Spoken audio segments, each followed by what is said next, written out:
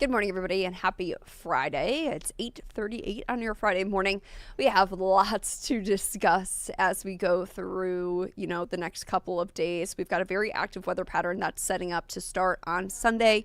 New details came out today with a new severe weather threat on Sunday. So we're going to kind of talk about the new first warn on Sunday, the first warn weather day on Monday, the first warn on Tuesday, and kind of what this next 7 days is going to bring us, because it's going to be pretty active.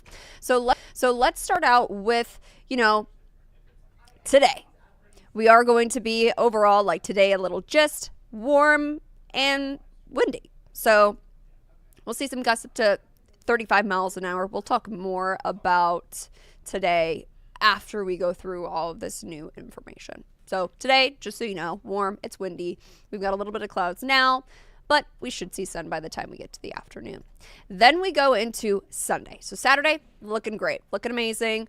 By Sunday, we have that new severe risk. And that new severe risk is a little different because it is conditional. And what that means is that storms may or may not form because there's something called a cap in the atmosphere. That cap is acting literally like a lid. Like if you put a lid on the atmosphere, strong storms can't continue to increase up into the atmosphere, and therefore it will have trouble to hold together.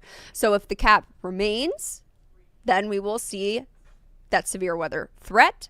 If it does not, and the cap remains the same, if the cap breaks, then we see the severe weather threat. If the cap does not, then we see not as high of a risk for severe threat. Sorry, I think I misspoke there. So I just wanted to reiterate what I was talking about. So there's Sunday. Sunday then leads us into Monday, and that's when we have that first warn weather day in place. Overall, why is it a first warn weather day? Well, there's the better threat for that severe weather, and there's also widespread rain and thunderstorm activity possible. So we'll kind of detail what all of this means, but I just want to go kind of day by day, like a little gist. When we get to Tuesday, Tuesday has a first warn. Severe storms are possible, but Tuesday also has a caveat. It depends on what happens on Monday. So if we get a lot of rain on Monday into Monday night, then it's going to be difficult for the atmosphere to recover to cause there to be strong to severe storms. So when we talk about atmospheric recovery, we're talking more about when we see breaks in the rain and the clouds, we get mixing of the atmosphere, instability, that sort of thing that allows those storms to form. We need that in order to see any strong to severe storm activity on Tuesday. So many caveats. It's kind of a very complex story here that's going to be happening over the next couple of days. For our Sunday, damaging winds and hail are the primary threats. We can't rule out an isolated tornado. As we look at this, there's a lot of colors on here. So level 1 out of 5 risk for our far northeastern areas, 2 out of 5 risk for the metro, and then the 3 out of 5 risk for our far western Kansas counties. As I mentioned before, there's that cap in the atmosphere, so storms may have a hard time getting going and be strong to severe. But if they do, they could bring hail, damaging winds. So Sunday, we're going to watch very closely. If we see more data that supports that the, in quotes, cap that we just talked about will be broken, we will likely see this upgraded to possibly a first warn weather day as well. So it's something that we're going to pay attention to very closely in the coming days. Sunday then leads us into Monday. And here is Monday's severe risk. As you can see, we're highlighted in that yellow. This is farther out in the forecast. So we're not quite to day 1, day 2, day 3. And therefore, there's, less spatial resolution to these things once we get later into the forecast. So that's why we've got just yellow across the area. Possible severe storms. When we think about what kind of hazards, all hazards are possible. Damaging winds, a few tornadoes, hail, and heavy rainfall. We're talking about also the potential for flooding from Sunday night into Tuesday. We'll get to that in a second too.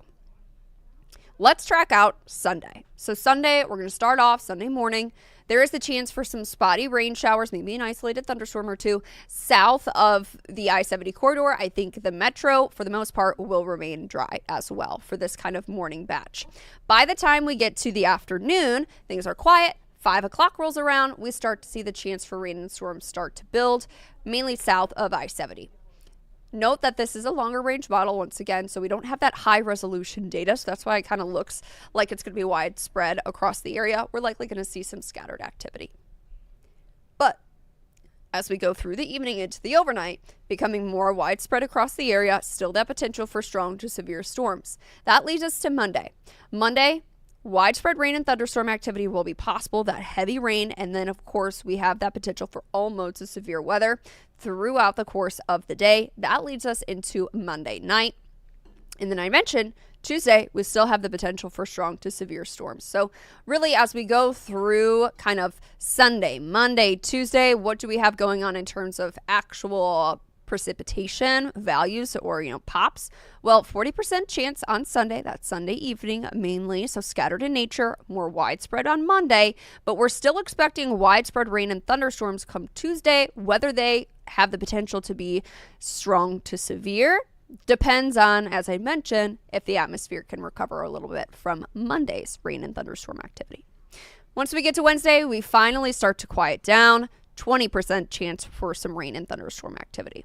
I mentioned Tuesday. Tuesday has a severe weather risk. Here's a look at that. See, it's still a little bit longer out in the forecast. So we are highlighted in that yellow. So the possibility for strong to severe storms looks like it's mainly not encompassing our entire area. The Northwest is not included in that, but we'll likely have some sort of threat if this stays the same by the time we get to Tuesday.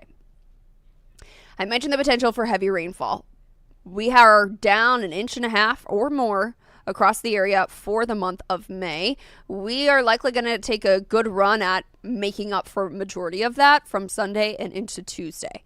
We're talking about anywhere between 1 to 2 inches of rain possible widespread across the area, but isolated areas of 3 inches are going to be possible. With this, while we need the rain, it's going to be rough if it all comes at the same time. So we also have concern for a little bit of flooding potential, flash flooding, that sort of thing. So we're going to be watching that closely as well as we go into the weekend. Now let's talk about today. Things are quiet for today right now. We're in the lower to mid 60s. We've got sunshine out there. At this point, there is a little bit of cloud cover, and that cloud cover is going to be due to the rain that is currently moving through our northern areas. So if we take a closer look at radar, as you can see, kind of a cluster of some rain and an isolated thunderstorm and moving through now our northeastern areas. But between about 1 more hour, it should be out of the area. So we thought maybe we could see an isolated sprinkle move down far south to the metro. That is not going to be the case as this is starting to wrap up, but it is pulling some cloud cover down with it. So that is why we have, a 20% chance for some rain today. So that was kind of the reasoning behind that. Once we go, through the day today, we'll see those windy conditions eventually into the afternoon, but here's kind of what we can expect. So small chance for rain till about 10, and then we should be dry. That cloud cover will move out. By noon, we're in the mid 70s. Sunshine out there. We continue to be sunny, maybe a few late evening clouds, but otherwise we should be nice. We'll be in the lower 80s once again. We do have the potential for those windy conditions, so it will not be windy throughout the entirety of the day. Those wind gusts will increase. So here we are at 11, maybe some gusts up to 20 miles per hour. Do know that sustained winds will be 15 to 20 miles an hour, so still pretty breezy. We start gusting to 30 to 35 miles an hour through the heart of the afternoon and into the evening. Once we see the sun set, those winds will start to diminish, and then they'll be a lot less windy by the time we get to the weekend. So as for today, 81 degrees is our high temperature. Other than the wind, should be a really nice day, and even with the wind, it should be a nice day. And then we get to Saturday. Picture perfect, 77 degrees, kind of right at where we usually are for this time of year. Sunshine, nice. A light wind, and then Sunday comes and we have that chance for some evening storms. Temperatures are in the lower 80s. Temperature wise, we're going to go on a little bit of a roller coaster between now and the end of the 7-day forecast because we've talked a lot about those rain chances. And so what I want to focus on now with the 7-day is those temperatures. So as you can see, 81 for today, upper 70s for Saturday, low to mid 80s Sunday and Monday. We will have a cold front move through the area that will significantly drop our temperatures over 10 degrees to the low 70s by Tuesday. That's back below our average. Then Wednesday, the coolest day of the next 7, we're in the upper 60s, 67 degrees. We finally start to dry out, and that kind of active pattern takes a little bit of a break for our area. And then we're back into the low 70s with sunshine on Thursday. So a lot of things going on. Make sure you're staying up to date with our forecast. And of course, we're going to first warn you for any new information that we get with any of these severe storm chances and that first warn and the first warn weather day. So I hope everybody gets out and enjoys at least the first half of our weekend, our Friday evening, our Saturday, and the first part of Sunday. Of course, have a great day and get out and enjoy this weather.